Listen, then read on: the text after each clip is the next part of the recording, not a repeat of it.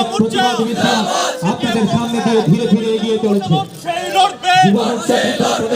এবং আমাদের যারা অন্যান্য নেতৃত্ব আজকের এই র্যালিতে উপস্থিত হয়েছেন। আমার লোন আসলে তুই ইচ্ছা থাক আমরা ডিস্টার্ব করেছি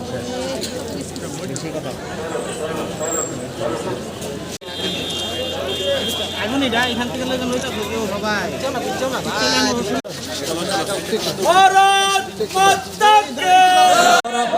প্রচারিত বিভিন্ন অপপ্রচারের যোগ্য জবাব দিতে এক ধিক্কার মিছিল ধীরে ধীরে আপনাদের সামনে দিয়ে জবাব দিতে ত্রিপুরা ভারতীয় জনতা পার্টি ত্রিপুরা প্রদেশ সভাপতি মহোদয় আমাদের মধ্যে উপস্থিত রয়েছেন ত্রিপুরা সরকারের মাননীয় মন্ত্রী শ্রী সুশান্ত দেব মহোদয়, ত্রিপুরা সরকারের মাননীয় মন্ত্রী শ্রী সুশান্ত চৌধুরী মহোদয়। তৎসঙ্গে উপস্থিত রয়েছে আমাদের মধ্যে উপস্থিত রয়েছেন ভারতীয় জনতা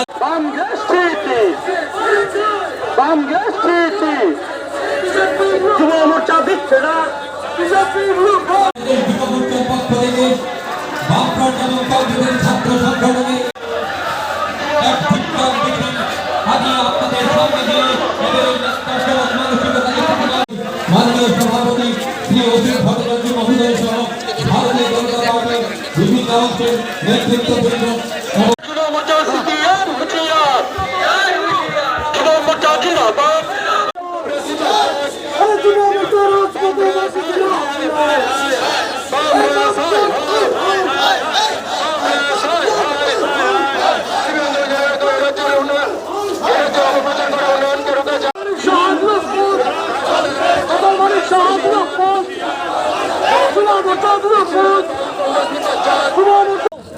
আপনারা সবাই অবগত আছেন, বিগত কিছুদিন যাবৎ এই রাজ্যের লুপ্তপ্রায় এক ছাত্র যুব সংগঠন আমাদের রাজ্যের যে বিকাশমুখী সরকার চলছে ভারতীয় জনতা পার্টির নেতৃত্বে, ডক্টর মানিক সাহার নেতৃত্বে, সেই সরকারকে কালিমালিপ্ত করার জন্য এবং মিডিয়া ফোকাসের জন্য মাঠে নেমে পড়েছে।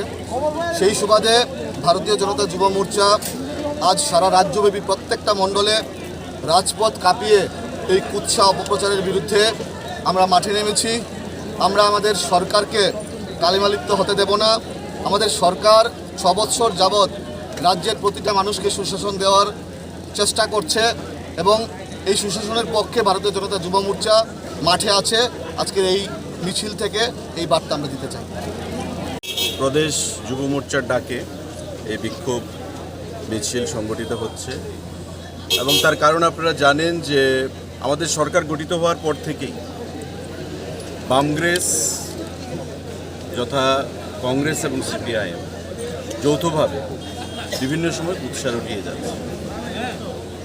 রাজ্যে আইন শৃঙ্খলা নেই, খাদ্য নেই, অভাব, এই সমস্ত অভিযোগে তারা মানুষকে যেমন একদিকে বিভ্রান্ত করতে চাইছে, ঠিক তেমনি আমাদের রাজ্যে মাননীয় মুখ্যমন্ত্রীর নেতৃত্বে যে একটা জনমুখী সরকার চলছে, সেই জনমুখী সরকারকে কালিমালিপ্ত করে মানুষকে ভুল পথে পরিচালিত করতে চাইছে, যেটা তাদের চিরাচরিত একটা পন্থা, চিরাচরিত একটা চরিত্র।